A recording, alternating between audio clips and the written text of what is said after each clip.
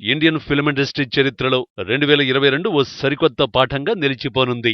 దశాబ్దాల పాటు ఆధిపత్యాన్ని చాటిన నార్త్ ఇండియన్ మూవీస్ పై సౌత్ ఇండియన్ మూవీస్ పైచేయి సాధించాయి. 2022 తొలి త్రైమాసికంలో విడుదలైన ఆర్ఆర్ఆర్ పాన్ ఇండియా మూవీగా బ్లాక్ బస్టర్ హిట్ ని కొట్టింది. 1250 కోట్ల వసూళ్లతో బాక్సాఫీస్ ని షేక్ చేసేసింది. అపజయం ఎరుగని దర్శకుడిగా రాజమౌళి మరోసారి తన సత్తా చాటాడు.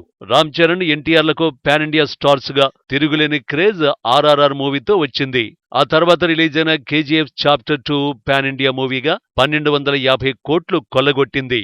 పాన్ ఇండియా స్టార్ గా యష్ ఇమేజ్ సాధించాడు. దర్శకునిగా ప్రశాంత్ నీల్ కీర్తి జాతీయ స్థాయికి ఎదిగింది. పొన్నియిన్ సెల్వన్ 1 డివైడ్ టాక్ తెచ్చుకున్నప్పటికీ క్రమంగా పుంజుకుని పాన్ ఇండియా మూవీగా 500 కోట్లకి పైగా వసూళ్లు సాధించింది. 2022లో అత్యధిక వసూళ్లు సాధించిన తొలి 3 చిత్రాలు ఆర్ఆర్ఆర్ టాలీవుడ్ నుంచి, కేజీఎఫ్ 2 శాండల్వుడ్ నుంచి, PS1 కోలీవుడ్ నుంచి రావడం గమనార్హం. ఈ పోటీలో బాలీవుడ్ వెనుకబడింది.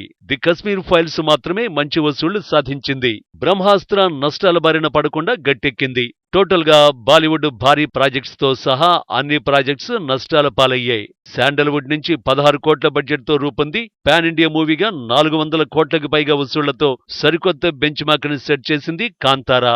మొత్తానికి 2022 సంవత్సరం ఉత్తరాదిపై దక్షిణాది చిత్రాల పైచేయికి నిదర్శనంగా నిలిచింది.